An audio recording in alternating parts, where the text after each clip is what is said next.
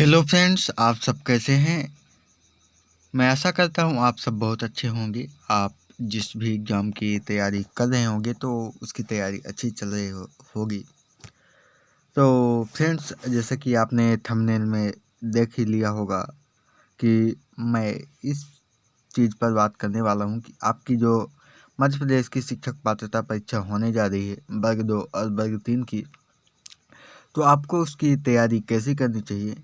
मैंने MP-TET qualify किया है, सी-टेट क्वालिफ़ाई किया है और रीट भी क्वालिफ़ाई किया है। तो मैंने क्या स्ट्रेटजी अपनाई कि मैं पहली बार में ही सभी एग्ज़ाम को क्वालिफ़ाई कर लिया। तो मैं अपनी स्ट्रेटजी भी शेयर करूँगा। तो आप उससे पहले चैनल को सब्सक्राइब कर लीजिए, वीडियो को लाइक कर दीजिए और अपने दोस्तों के साथ शेयर भी कर दीजिए जो भी टीचिंग एग्ज़ाम की तैयारी कर रहे हैं या फिर करने वाले हैं।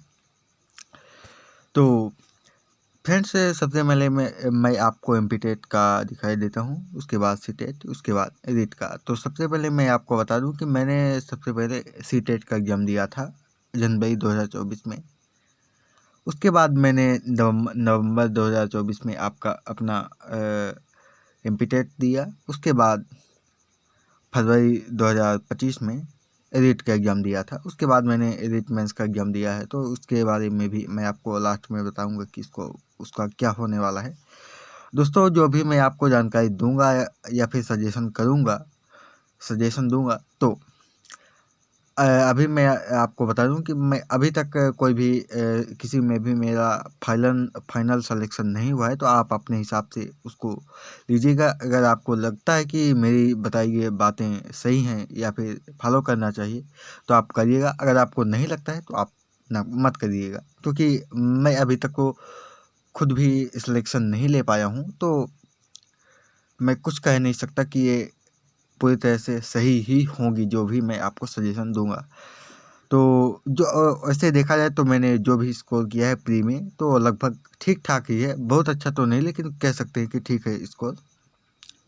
तो फ्रेंड्स, मैं आपको बता दूं कि जो मैंने एमपी-टेट क्वालिफाई किया था, तो यहाँ पर आप देख पा रहे हैं 2024 में नवंबर में एग्ज़ाम हुआ था।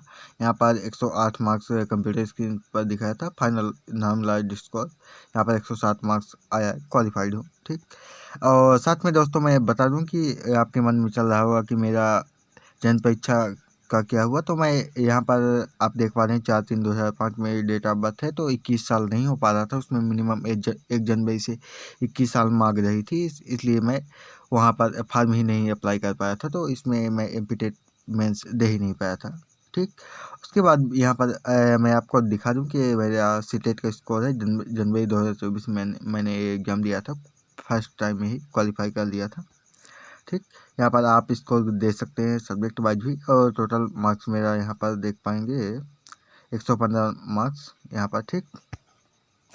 उसके बाद मैं आपको दिखाई देता हूँ, यहाँ पर ये मेरी रीट की मार्कशीट है। यहाँ पर जनरल कैटेगरी से मैंने फॉर्म भरा था, क्योंकि मैं एमपी से हूँ। तो जब कोई भी स्टूडेंट अपने स्टेट को छोड़कर किसी दूसरे स्टेट में फॉर्म भरने जाता है तो जनरल कैटेगरी में ही काउंट होता है। तो उसको जनरल से ही क्वालिफाई करना होता है, 90 नंबर लाना होता है। तो यहाँ पर मेरा जनरल कैटेगरी से है। मेरा 124 मार्क्स आया था 150 से। अब आपने तीनों को देख लिया है, तो अब मैं आपको बता दूं कि मैंने इन सब की तैयारी कैसे की है। तो सबसे पहले मैं आपको बता दूं कि मैंने आपको पहले ही बताया कि जनवरी 2024 में मैंने सी-टेट का एग्ज़ाम दिया था। तो मुख्य रूप से मेरा प्री क्वालिफाई करने का मैंने जो प्री का बेस है तो मेरा ये सी-टेट का ही है, क्योंकि सबसे पहले मैं इसी को एग्ज़ाम दिया था। तो आप जानते हैं कि वर्ग 3 में देखा जाए तो आपका सीडीपी सभी सब्जेक्ट सभी जगह पूछी जाती है, हिंदी सभी जगह पूछी जाती है, इंग्लिश सभी जगह पूछी जाती है। या फिर आपने संस्कृत लिया होगा तो संस्कृत में इंग्लिश से ही लिया था। तो इंग्लिश, मैथ्स और पर्यावरण में भी जैसे कि आप देख सकते हैं कि सी-टेट के पर्यावरण में, एमपी-टेट के पर्यावरण में और रीट के पर्यावरण, तीनों में पर्यावरण में अंतर है। बाकी सभी चीज़ें लगभग 4 सब्जेक्ट लगभग सभी में सेम ही रहता है। बाकी थोड़ा बहुत सिलेबस में अंतर रहता है। तो जो मेरा बेस था तो मेरा सी-टेट का ही था। तो उसी के आधार पर मैंने यहाँ पर लगभग तीनों एग्ज़ाम मेरा हेल्प किया है। बाकी मैंने ज़रूरत के हिसाब से अपने अपनी चीज़ें अपडेट करते गया, जो भी नई चीज़ें मिली तो उसको जोड़ते गया। उसके बाद मैंने एपीटेट के दिया था, तो एपीटेट के जैसे कि नवंबर में एमपी हुआ, उसके बाद फरवरी में ही ऐसे आपका रीट हो गया। तो ज़्यादा टाइम मिला नहीं था, लेकिन लगभग यही मान के चलिए कि मैंने अपना जो एमपी दिया, एमपी के बाद थोड़ा कॉलेज का एग्ज़ाम चल रहा था, तो कॉलेज का एग्ज़ाम दिया। उसके बाद मैं रीट के एग्ज़ाम में ही तैयारी में जुट गया था। तो ज़्यादा रीट में तैयारी नहीं की थी, लेकिन फिर भी देखा जाए तो ठीक ठाक स्कोर आ गया था, 124 नंबर। तो यही मेरा बेस जो था, तो यही आपका सीटेट ही था। तो सीटेट की मैंने कैसे तैयारी की थी, तो जैसे जनवरी में एग्ज़ाम हुआ था, तो जब मैं डीएलएड सेकंड ईयर में था तभी मैं एग्ज़ाम दिया था सीटेट का। तो ये जैसे जनवरी में एग्ज़ाम हुआ था, तो जैसे जब हमारा डीएलएड फर्स्ट ईयर का एग्ज़ाम हो गया था अगस्त में, उसके बाद मैंने उसकी तैयारी शुरू कर दी थी। तो मान के चलिए कि अगस्त सितंबर से मेरी तैयारी शुरू हो गई थी। तो उसके बाद मैं वही जनवरी में आपका सीटेट का एग्ज़ाम दिया था। तो यही 4-5 महीने मान के चलिए कि मैंने सीटेट के लिए दिया था। उसके बाद एमपीटेट जैसे कि मेरा डीलर सेकेंड ईयर का एग्ज़ाम हुआ वही जुलाई के लगभग। तो जुलाई के बाद नवंबर तक मैंने पूरा एमपीटेट के लिए ही तैयारी की थी। बाकी मेरा कॉलेज भी चल रहा है रेगुलर, तो उसके भी थोड़ा बहुत ध्यान तो देना पड़ता है, आप समझते हैं। तो उसका भी थोड़ा ध्यान दे रहा था। उसके बाद मैंने बताया कि रीट में लगभग 2-3 महीने तैयारी की थी, वही दिसंबर और जनवरी, ठीक। दिसंबर, जनवरी, फरवरी, क्योंकि 25 जनवरी को पेपर था। तो 27 जनवरी को यहाँ पर देख पाते हैं, 27 जनवरी को पेपर था। तो वही 2-3 महीने में मैंने उसकी तैयारी की थी। अब मेरी स्ट्रेटेजी क्या रही, मैंने कैसे तैयारी की थी, तो सबसे पहला detail syllabus complete with notes. तो सबसे पहले मैंने क्या किया था कि जो भी सिलेबस है, जो भी अलग अलग सब्जेक्ट वाइज, या फिर आपका अलग अलग सब्जेक्ट वाइज, या फिर आपका पूरा टोटल सिलेबस सीटेट एमपीटेट का अलग अलग, या फिर एडिट का। तो जैसे कि मैंने सीडीपी उठाया, तो सीडीपी का पहले एक एक टॉपिक अच्छे से डिटेल में मैंने नोट्स बना लिए, ठीक। जैसे और मैं नोट्स कैसे बनाता था, तो यहाँ पर ध्यान दीजिएगा, मेन चीज़ यही है, आप स्ट्रेटेजी ही देखने आए हैं। तो मैंने कैसे नोट्स बनाया, जैसे कि मैंने मेरे सिलेबस में लिखा है जीन पियाजे का संज्ञानात्मक विकास का सिद्धांत, ठीक। एग्जाम्पल के लिए तो मैंने ये यूट्यूब पर डाला तो कई सारे वीडियो आ गए। मैंने उस वीडियो को सेलेक्ट किया जिसमें कि थ्योरी करवाई गई हो, क्योंकि अधिकतर यूट्यूब वाले टीचर इस टाइम पर सिर्फ और सिर्फ वही प्रैक्टिस पर फोकस करते हैं, सिर्फ एमसीक्यू लेकर के आ जाते हैं, पीवाईक्यू लेकर के आ जाते हैं, उसी पर बच्चे भी लगे रहते हैं और टीचर भी उसी को चलाए रहते हैं। तो मैंने क्या किया था कि सबसे पहले ऐसे ही सर्च किया जो जिसमें भी थ्योरी करवाई गई थी, तो मैंने उसको लिखा अपने नोट्स में। तो वही मेरा नोट्स तैयार होता गया और मुझे समझ में भी आ गया। और मेन आप जानते हैं कि जब आपका जो सीडीपी जब आपकी तैयारी हो जाती है, तो पैडागॉजी अपने आप आने लगती है, धीरे धीरे प्रैक्टिस करेंगे तो जो जैसे मैंने सीडीपी का नोट्स बनाया, उसको अच्छे से बना लिया। उसके बाद मैंने उसको रिवीजन किया। ऐसे ही मैंने एक एक टॉपिक करके मैंने सभी का नोट्स बना लिया। और उसके बाद मैंने क्या किया कि जैसे कि सभी सब्जेक्ट का मेरा पेडागॉजी का या फिर कंटेंट का मेरा नोट्स तैयार हो गया, तो मैंने जिसे ज़्यादा टाइम नहीं लगता है नोट्स बनाने में, 1 से 2 महीने में काम हो जाता है, अधिकतम 2 महीने, अगर जैसे कि सीटेट एमपीटेट जैसा सिलेबस है। बाकी मेंस के लिए तो आपका अच्छे से डिटेल में बहुत सारा कंटेंट पढ़ना होता है, लेकिन आपका प्री के लिए इतने में आराम से हो जाता है, 1-2 महीने में आपका नोट्स कंप्लीट हो जाता है। अगर आप लिखेंगे तो नोट्स कंप्लीट होने बाद से आपका कुछ काम नहीं होता है। तो उसके लिए आपको सबसे पहले कई बार रिवीजन करना होता है, क्योंकि इसे पे एक बार पढ़ेंगे तो आपके दिमाग में कुछ जाएगा ही नहीं कि क्या चल रहा है, मेरे से तो एक भी क्वेश्चन नहीं बनेगा। लेकिन जब आप कम से कम 3 बार अच्छे से रिवीजन कीजिए एक एक टॉपिक को, तो आपको धीरे धीरे अपने आप समझ में आने लगेगा।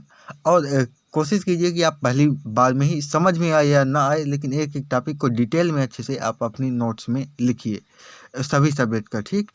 मैंने जैसे कि सब्जेक्ट का नोट्स बना लिए, उसके बाद मैंने कई बार रिवीजन किया। रिवीजन करने के बाद क्या होता है कि अब आपको तो दिमाग में तो थोड़ा थोड़ा आ गया, लेकिन अब आपको ये भी तो देखना है कि मुझसे जो मैं पढ़ रहा हूँ वो याद हो रहा है या फिर नहीं हो रहा है, समझ में आ रहा है या फिर नहीं आ रहा है। तो उसके लिए आपको मार्क टेस्ट देना होता है। तो मैंने जितने भी अभी तक एग्ज़ाम दिया है, तो न तो मैंने कोई भी कोर्स लिया है और ना ही मैंने कोई पेड टेस्ट सीरीज ली है। मैंने जो भी फ्री नोट्स मिले हैं टीचर्स के, या फिर मैंने खुद के नोट्स बनाए हैं, पूरा का पूरा मैंने पढ़ा यूट्यूब से ही है। ध्यान दीजिएगा, मैंने पूरा यूट्यूब और टेलीग्राम से नोट्स वगैरह मिल जाते हैं। अगर आप कहेंगे तो मैं नोट्स भी अपने भी या फिर किसी दूसरे भी टीचर्स के मैं शेयर कर दूंगा वहाँ पास।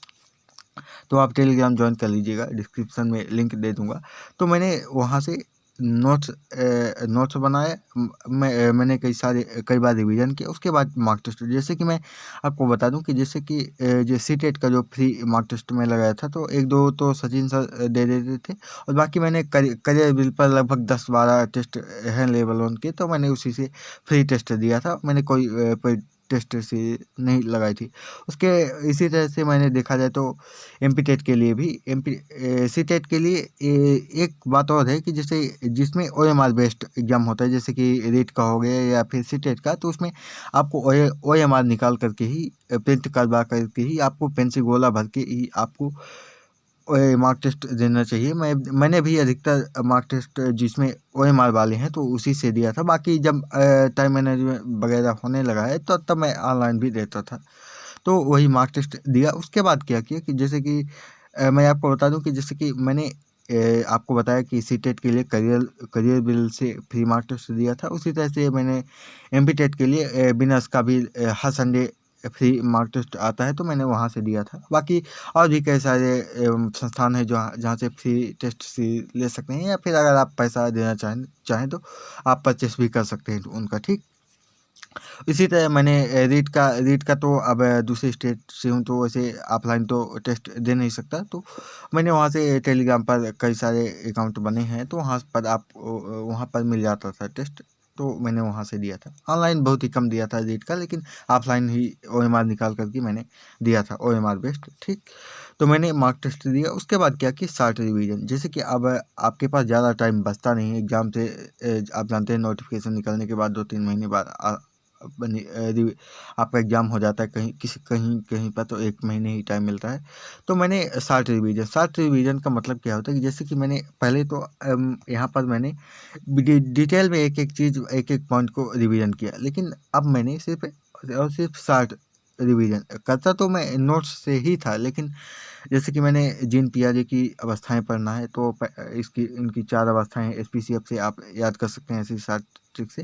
तो मैंने उनको याद किया। उसके बाद मैंने देखा कि इनमें क्या क्या चीज़ है, जैसे कि वस्तु स्थायित्व का गुण किस में आ जाता है, और और कई सारी चीज़ें, और जैसे कि पहली अवस्था की कितनी उप अवस्थाएं, दूसरी अवस्था की कितनी उप अवस्थाएं। इस तरह से मैंने कई सारे ऐसे ही शार्ट रिवीजन, उसको डिटेल में एक एक शब्द नहीं पढ़ा, सिर्फ और सिर्फ शार्ट में कि हाँ दिमाग में ध्यान रहना चाहिए। उसके बाद क्या है, जैसे कि जब आप एग्ज़ाम जाते हैं तो वो भी बहुत ही महत्वपूर्ण होता है कि आप एग्ज़ाम पर आपने बहुत अच्छी मेहनत की, खूब मार्क टेस्ट दिए, टाइम मैनेजमेंट हो रहा है आपका। लेकिन अब आपका क्या होना चाहिए कि बहुत सारे बच्चे ऐसे भी होते हैं कि पढ़ते तो खूब है, अच्छे स्कोर भी आता है, लेकिन जब एग्ज़ाम में जाते हैं तो उतना अच्छा परफॉर्म नहीं कर पाते हैं। तो आपको क्या, इससे बचने के लिए क्या करना चाहिए? तो सबसे पहली बात ये है कि आपको सबसे पहले एक दिन पहले एग्ज़ाम सिटी पहुंच जाना चाहिए, क्योंकि जब आप आगे अकेले होते हैं तो और दिक्कत होती है, क्योंकि जब मैंने अधिकतर एग्ज़ाम तो साथ में ही दिया था। जैसे कि एमपी टेट का तो मेरे ज़िले में ही था, तो कोई दिक्कत नहीं थी। मैं उसी दिन गया था एग्ज़ाम देने। और सी टेट का मैं एक दिन पहले, मेरा जबलपुर में एग्ज़ाम था, तो मैं एक दिन पहले चला गया था। और और रीट का तो मैं 2-3 लोग गए थे, तो एक दिन पहले वहाँ पर पहुँच गए थे। एग्ज़ाम सेंटर वगैरह देख लिया था, वहाँ पर रुक जाते हैं। बाकी दिक्कत ये होती है कि अगर आप सोचते हैं कि टाइम है मेरे पास, मैं पहुँच जाऊँगा उसी दिन एग्ज़ाम दे दूँगा, तो क्या होता है कि जैसे कि आपको परीक्षा की तो टेंशन होती है, बाकी आपको गाड़ी वाहन और भी बहुत सारी टेंशन करना होता है, टेंशन होने लगती है। इसलिए मैं ये रिकमेंड करूँगा कि आप जिस भी एग्ज़ाम को देने जाएँ तो एक दिन पहले वहाँ पर एग्ज़ाम सेंटर देख लें, या फिर आपको उस एग्ज़ाम सिटी में आप पहुँच जाएँ, ठीक। उसके बाद परीक्षा से पहले कोई प्रश्न याद करने की कोशिश ना करें। बात ये है कि जैसे कि हमें कोई टॉपिक भूलने लगता है कि इसमें क्या होगा, इसकी ये वाली अवस्था होगी या फिर नहीं होगी, इसमें कौन सा गुण होता है। तो क्या इस तरह से के प्रश्न मेरे दिमाग में भी आते थे कि ये भूल रहा हूँ, फिर से नोट्स खोला, देखूं कि नहीं देखूं, तो एक चीज़ याद करता हूँ दूसरी भूलने लगती है। तो उसमें आपको टेंशन नहीं लेना है, ये सभी के साथ होता है। कोशिश करें कि आप प्रश्न याद करने की ही कोशिश ना करें सिर्फ, या फिर अगर आप कोई गाना सुन रहे हैं तो गाना सुनें, या फिर जो भी मन हो आपके, आप पढ़ने पर ज़्यादा उस टाइम पर फोकस नहीं कीजिए। सिर्फ जैसे कि आप अगर एक दिन पहले वहाँ पर पहुँच गए हैं तो आप नोट्स वगैरह अपना लेकर जाइए, तो आप वहाँ से अच्छे से एक बार थोड़ा शार्ट में देख लीजिए, अगर हो पाता है तो, नहीं तो उसको भी रहने दीजिए, कोई दिक्कत नहीं जाती है, ठीक। उसके बाद एलिमिनेशन टेक्निक, ये क्या है कि जैसे कि जब आपके सामने कई सारे, जब आप परीक्षा हॉल में बैठे होते हैं तो आपके सामने कई सारे क्वेश्चन ऐसे होते हैं कि जिनका आपको आंसर नहीं आता है। तो एलिमिनेशन टेक्निक क्या है कि आपको जो क्वेश्चन आपके सामने है तो उसका आप चारों आंसर अच्छे से ध्यान से देखिए, थोड़ा टाइम लेकर के।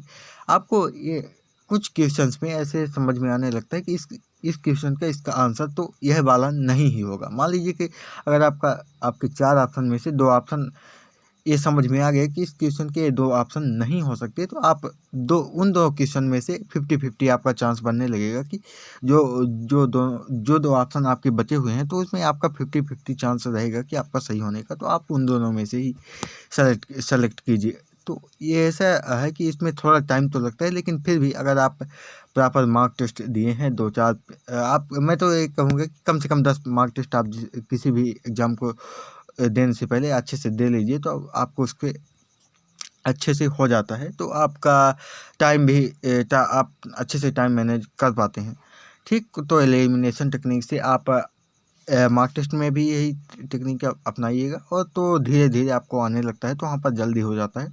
उसके बाद टाइम मैनेजमेंट बहुत सारे स्टूडेंट का, मैं पर्सनली बताऊं तो मुझे भी बहुत दिक्कत जाती है टाइम मैनेजमेंट करने में। तो मैं आपको बता दूं कि जब वैसे तो ना तो मेरा सीटेट में कोई टाइम की दिक्कत गई, ना ही एमपीटेट में कोई दिक्कत गई, और ना ही देखा जाए तो रीट प्री में भी कोई दिक्कत नहीं गई थी।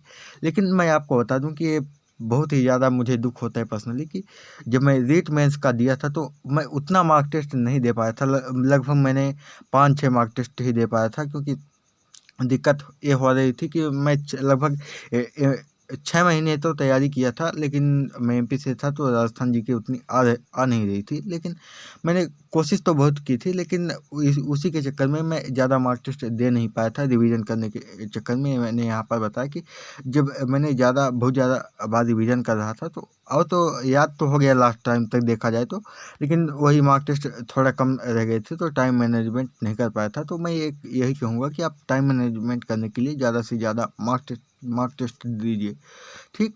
और साथ में ये भी है कि मैंने यहाँ पर शायद ये वाला पॉइंट छूट गया था मार्क टेस्ट एनालिसिस का। तो मार्क टेस्ट एनालिसिस कैसे करना चाहिए, जैसे कि आपने 150 प्रश्नों का मार्क टेस्ट दिया, तो उसमें से जैसे कि जो क्वेश्चन आपके सही हैं तो उसको देखिए कि एक क्वेश्चन का आंसर आपने तुक्का लगाया है तो सही हुआ है, या फिर आपको एग्जैक्ट आंसर पता था इसलिए आपका सही हुआ है। अगर आपने तुक्का से सही हुआ है तो मान के चलिए कि तुक्का है तो बैठ गया तो ठीक है। अगर मैंने एग्जाम में नहीं बैठा तो भी इसको लिए आपको तैयार होना होगा, ठीक। तो आपको उसके लिए आपको अच्छे से एक एक क्वेश्चन को अच्छे से देखना है कि एक अगर कोई क्वेश्चन मेरा गलत हुआ है तो किस कारण से गलत हुआ है, या फिर अगर मैं इसको थोड़ा और ध्यान से पढ़ता तो ये क्वेश्चन बन भी सकता था या फिर नहीं बन सकता था। अगर आपको कोई टॉपिक नया मिलता है तो अगर आपके पास पर्याप्त टाइम है, जैसे कि 10-15 दिन एग्जाम से पहले, तो आप उसको एक बार पढ़ सकते हैं, नोट्स में लिख सकते हैं, ठीक। तो और टाइम मैनेजमेंट का मैंने बता ही दिया है कि टाइम मैनेजमेंट बहुत ज़्यादा दिक्कत दे सकता है, इसलिए मैं यही कहूँगा कि आप ज़्यादा से ज़्यादा मार्क टेस्ट दीजिए। और हो सके तो अगर आपका मार्क टेस्ट में स्कोर कम आ रहा हो तो आपको टेंशन लेने की ज़रूरत नहीं है। मैंने देखा है कि अधिकतर जगह पर मेरा स्कोर बढ़ा ही है, सिर्फ और सिर्फ एमपी टेट प्री को छोड़कर, क्योंकि मैं आपको बता दूं कि जैसे कि मैंने आपको दिखा है कि मेरा सी-टेट में 115 की स्कोर है, तो कभी कभी मेरा 120 के आसपास पहुंच जाता था, लेकिन नॉर्मली मेरा 105 से 110 के बीच में ही रहता था। तो ये मान के चलिए कि मेरा मार्क टेस्ट से जो मेन एग्जाम में है तो 5 नंबर का लगभग बढ़ा था। इसी तरह से मैंने मेरा रीट का मेरा मार्क टेस्ट में तो कभी 110 गया ही नहीं, अधिकतम शायद 107 के आसपास गया था, लेकिन 124 नंबर मेरा आ गया था रीट प्री में। तो यही रहता है कि बढ़ने का ही ज़्यादा से ज़्यादा चांस रहता है मार्क टेस्ट में, क्योंकि सेम क्वेश्चन रिपीट तो नहीं होते हैं, लेकिन आपको उस अलग अलग टाइप के क्वेश्चंस को सॉल्व करने की आपके दिमाग में क्षमता डेवलप हो जाती है, तो आप अधिकतर चांस यही रहता है कि आपका बढ़ेगा। बाकी मैंने जो बताया कि एमपी टेट में मेरा स्कोर घटा था देखा जाए, तो मैं आपको बता दूं कि लगभग मेरा 120 के आसपास मार्क टेस्ट में स्कोर आता था, लेकिन जब मैंने एमपी टेट का प्री दिया मेन एग्जाम में, तो उसमें मेरा 107 स्कोर दिया है। तो इस पर मुझे एक कारण समझ में आता है कि जब मैं मार्क टेस्ट लगाता था, तो जो मैंने P Y previous question download किया था, तो मैंने बाद में ध्यान दिया कि जो विनर्स वाले हैं वो डायरेक्ट प्रीवियस ईयर क्वेश्चन को ही अपने मार्क टेस्ट में ऐड कर देते हैं। तो मुझे ये बाद में समझ में आया कि जो मैं प्रीवियस ईयर क्वेश्चंस में देखता था, वो सेम उसी क्वेश्चन को उसमें डाले रहते हैं। इसी कारण से मेरा मार्क टेस्ट में तो आंसर सही हो जाते थे, लेकिन मेन एग्जाम में सही नहीं हुए। तो फ्रेंड्स, मेरी यही जानकारी थी, तो यही देना था। अगर आपको कुछ और भी लगता है कि मुझे बताना चाहिए, या फिर सब्जेक्ट वाइज आपको कैसे तैयारी करनी चाहिए, और फिर डिटेल में एमपी टेट की तैयारी कैसे करनी चाहिए, तो आप बताइएगा। आपके जो भी क्वेश्चन होंगे तो मैं आपको उस पर बताऊंगा कि आपको कैसे कहाँ से क्या पढ़ना चाहिए। तो अगर आपको जानकारी चाहिए, जो भी क्वेश्चंस होंगे, तो आप वहाँ पर बताइएगा कमेंट सेक्शन में, तो मैं आपको उस पर सेपरेट वीडियो बना दूंगा कि आपको कैसे तैयारी करनी चाहिए। तो फ्रेंड्स, मिलते हैं नेक्स्ट वीडियो में। जय हिंद, जय भारत।